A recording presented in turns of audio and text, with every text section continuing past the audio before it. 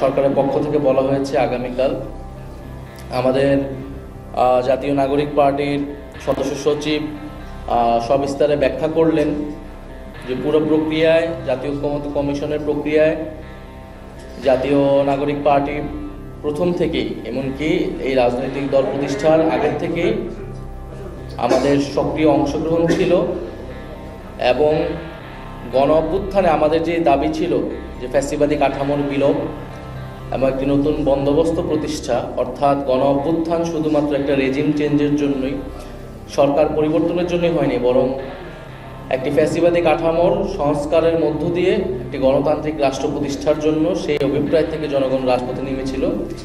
সেই সূত্র ধরেই কিন্তু আমরা বলেছি নতুন বাংলাদেশের কথা এবং সংস্কারের কথা, অর্থাৎ এই গণ অভ্যুত্থান পরবর্তী সংস্কারের দাবিটা কিন্তু এসেছে সেই জায়গা থেকে। ফলে আমরা যারা গণ অভ্যুত্থানে অংশগ্রহণ করেছিলাম এবং পরবর্তী সময়ে জাতীয় নাগরিক কমিটি, বৈষম্যবিরোধী ছাত্র আন্দোলন এবং জাতীয় নাগরিক পার্টি, আমরা এই পুরো প্রক্রিয়ার সাথে সবসময় ওতপ্রোতভাবে জড়িত ছিলাম।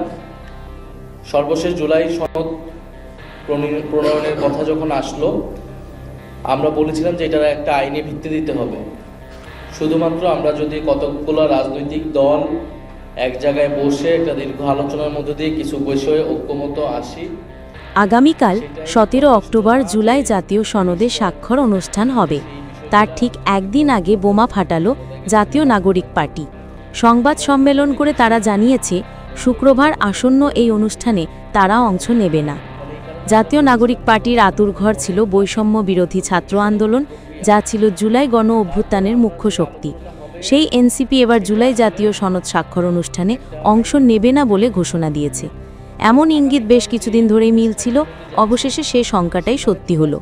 এখন এনসিপির স্বাক্ষর ছাড়া জুলাই জাতীয় সনদ অনুষ্ঠান অনুষ্ঠিত হওয়ার শঙ্কা জেগেছে। কোন কারণে এই অনুষ্ঠানে অংশ নেবে না এনসিপি জানিয়েছেন দলটির আহ্বায়ক নাহিদ ইসলাম। তিনি জানান দুটি কারণ। প্রথমত, এই সনদের আইনি ভিত্তি দেওয়া হচ্ছে না।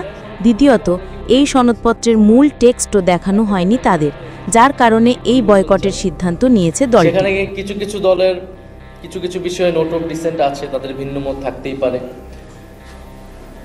আমাদেরও সেখানে একটা দাবি ছিল যে নোট অফ ডিসেন্ট থাকলেও ডকুমেন্টেশনের জন্য কিন্তু গণভোটে পুরো সামগ্রিক বিষয়টাই যাবে। জনগণ যদি পক্ষে ভোট দেয় তাহলে জুলাই সনদ অনুমোদিত হবে।